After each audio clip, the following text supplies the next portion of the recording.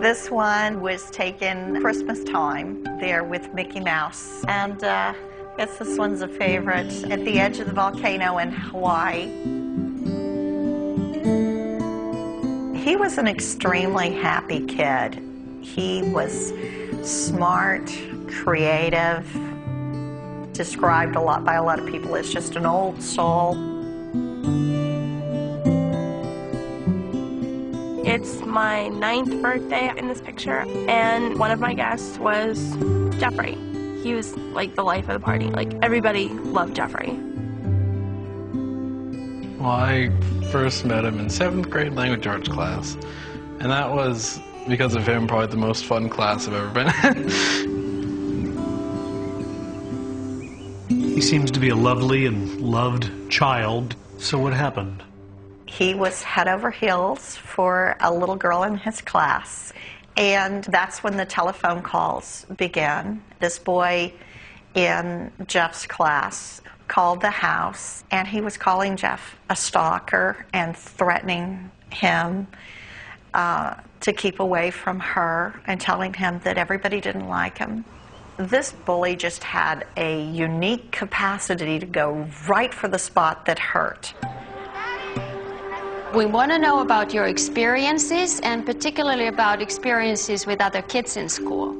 For more than a decade, Dr. Jana Juvonen has studied bullying, why it happens, and what can be done about it.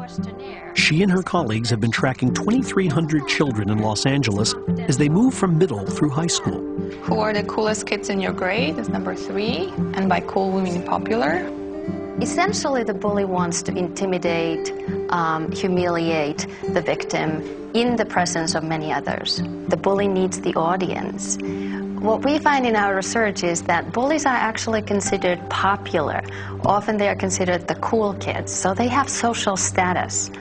Other species do that too. That is, if you think about monkey troops, who's the dominant leader?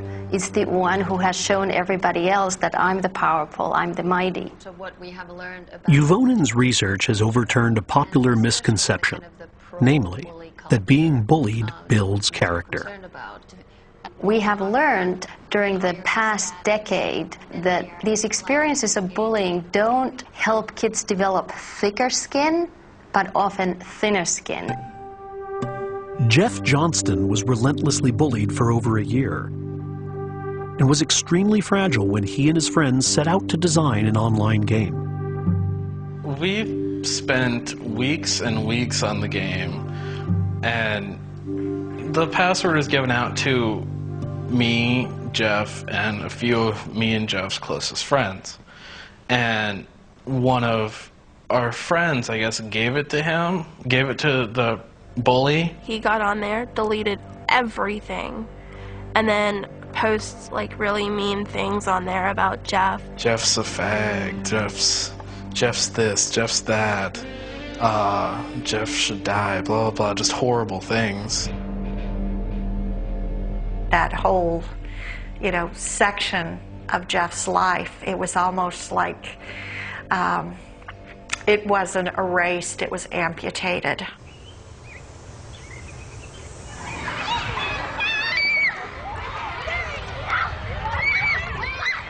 Although Jeff's tormentors went to unusual lengths, this type of humiliation is all too common.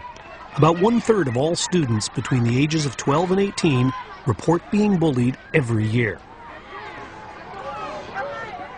Does everyone understand what mob mentality means? Tell me how. So what can be done to stop it? In Brooklyn, New York, Blessed Sacrament School is dealing with a bullying problem of its own. When I started here, I would say teasing was done on a daily basis, and it would lead up to weekly intervals of bullying. Internet bullying started. 3 girls were actually involved in it. They were on MySpace, and one of the girls found out the other girl's password, and the other kids on MySpace were going to her page and reading all these horrible things about her. Emotions are great, but unless they're handled well, they're not great. The school turned to Yale psychologist Dr. Mark Brackett. His emotional literacy program trains teachers so that they can help students understand the emotional impact of bullying and respond to it more effectively. Our goal is to teach children how to identify how they're feeling. Frustrated, giving children the words to describe their feelings. What other sort of emotions might be relevant there? Rage. Rage. We see emotional literacy as sort of a protective factor. The most important thing that our work does is teaching children how to handle themselves better. So, for example, they're in a classroom and there's a bully, and the bully makes them feel bad about themselves. What strategies do they have? Because when they can identify how they're feeling, it gives them the opportunity to ask for help. I was always taught in my education courses of don't smile in class till January. You don't want to give them the emotional part of it. Now this guy's coming in telling me, hey, let's show your emotions, share them. These kids all have these emotions, and they're just frustrated because they don't know how to express them. I implement an emotional word every 2 weeks. Empathy, relating to and understanding another person's feeling. And then I asked the students, can you tell me of a time you felt this emotion? I had a best friend. Everyone made fun of her because she was different. I felt so bad for her. Giving students an emotional vocabulary can help them cope with bullying. But research suggests that the most effective way to eliminate it is to teach students to stand up for each other. But this only works when school authorities send a clear message that bullying will not be tolerated. She didn't call me, she didn't tell me she was sick. We know from playground observation studies that if another kid intervenes, bullying stops within seconds. We also know that very few kids are willing to do that and do that. So what we need to do is to try to address the bystanders, the onlookers. By being somewhat passive, just maybe occasionally smiling, they're encouraging the bully and bullying behavior. But moreover, we have to provide support that enables them to gain the confidence to go and challenge the bully or just stand up for the victim. I don't feel that there is a bullying problem here in the school I'm at today. Students treat each other with common social courtesies. They're empathetic, they're sympathetic, they're respectful. They're just generally nicer to one another.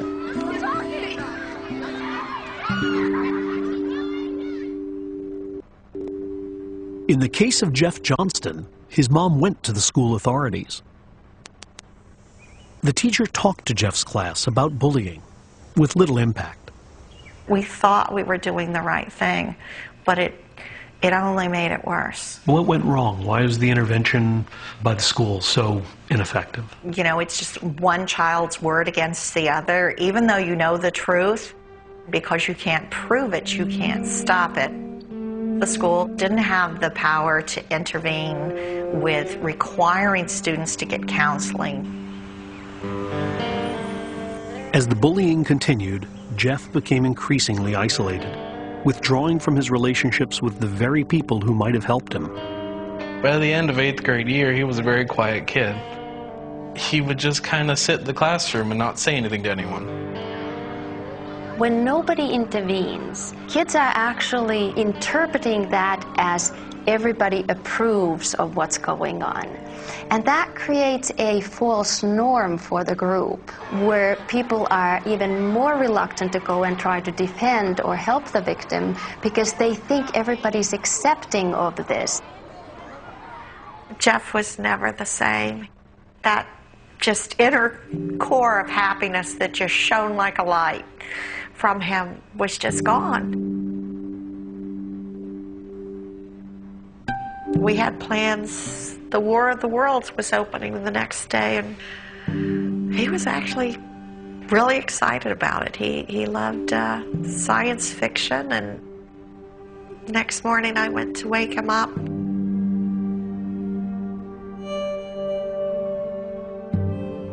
When we opened the bedroom door, we saw him hanging in the closet. He was already gone.